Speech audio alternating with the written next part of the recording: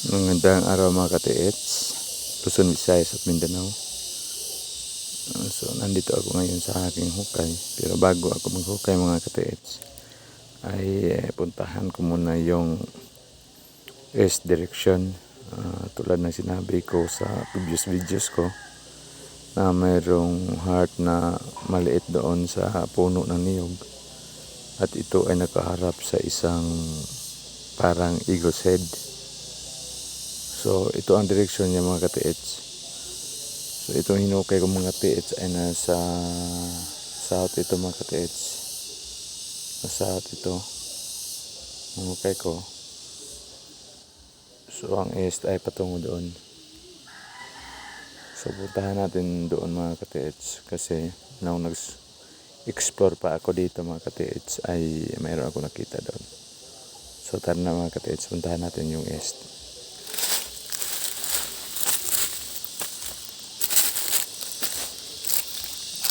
East. East. Mga ka-TH.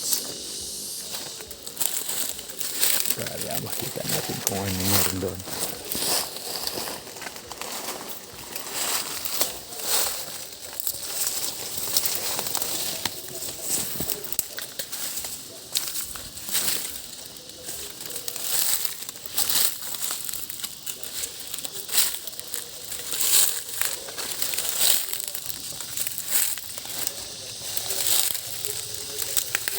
Okay, dito na ako mga ka-TH.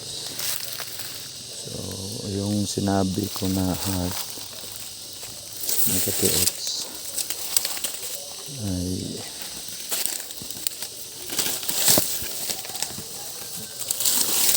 yan mga ka-TH.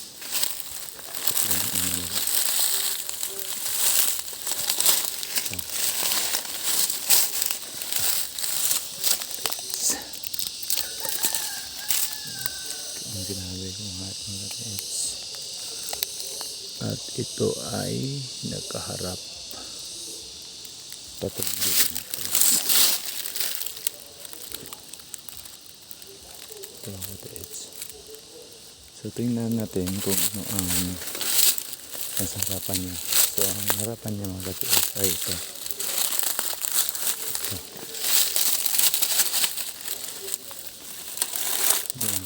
Ito ang sinabi ko sa yan na parang eagle's head. Ito.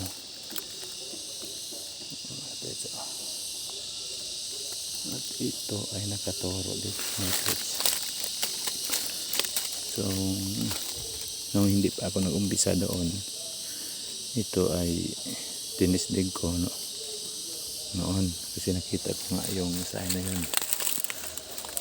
Natin yan, heart, maliit na heart. So kasi nakaharap kasi yung heart na marker na yun dito kung saan meron itong eagle's head, parang eagle mga winter, kung saan ito ay nakadiretso dito. So nung tinisdig ko ito mga ka-TH ay mayroon ako nakita dito ng mga maliliit na mga bato. Mga batong maliit dito ko tinatanong dito. Ito ang mga nakuha ko dito. At lima sa nung hindi ko pa ito hinukay mga ka-TH ay mayroong nakapalibot dito ng mga basag-basag ng mga bato mga ka-TH sa ibaba nito. Ayun doon mga basag-basag na bato. Dito nakalagay. Nakabilog siya mga ka-TH. So hindi ko tinuloy kasi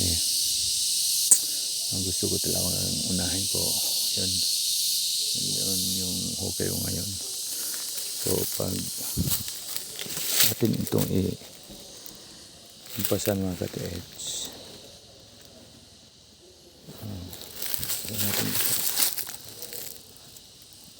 so dito ay naka-est. Ano, mga katiits. Est yan mga katiits. Yun ay itong hukay ko. Naka-est ito galing doon sa hukay ko doon. Kasi nakasahot yun eh.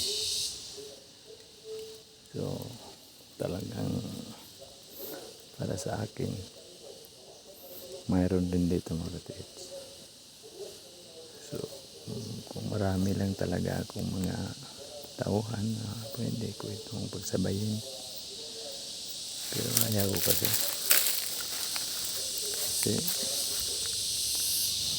mabulyaso pa yung operation ko mga katiits. Alam mo na ba ng yung mga tao mga katiits, hindi mapakatiwalaan yung iba, lalo na kung mayroon na kayong para makita mga bagay na mga bagay na medyo maganda tulad ng gold, silver o ano man, talagang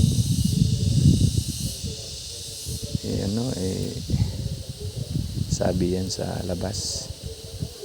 So ang gusto ko yung ako lang talaga, kasi ang plano ko talaga mga katiits ay yung ako lang, gusto lang ako makakita kung ano ba ang talaga yung treasure na palaging sinasabi nila sa YouTube. Sa ibaba nito mga katiits, meron itong labi. Meron itong labi mga katiits. Yun, sa itaas. Yun. Labi yun mga katiits. Puno ng labi. Kung saan, ang nasa ibaba nito ay yung hinukay ko. Yun. Yun. Yung hinukay ko na maliit mga katiits. Ang ibaba niyan ay isang labi na nagkapatong sa bato. Nagkapatong siya sa bato mga katiits. Sa palagay ko patay na siya mga katiits. So ang nagkataon mo lang yun na mayroong tugas sa itaas or malabi.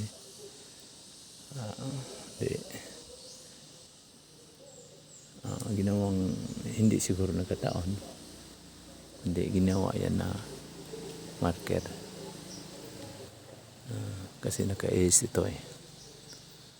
So ang elemental marker sa ace is 3 yan. Sa ibaba niyan ay yung mayroong pointer na parang eagle's head. Yun. Tapos katuro yan dito sa okay na maliit. At yun ay naka-align sa marka ninyo ito. So heart yan mga katiits na nakaharap doon sa dig side. So hanggang dito lang mga katiits. Sana mag-like, mag-comment at subscribe kayo para palagi kayo updated sa mga videos ko. Ang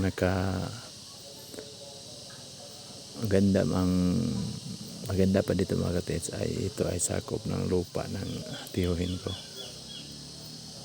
Pwede tayo mag-operate dito kung mayroon mo mag-sponsor.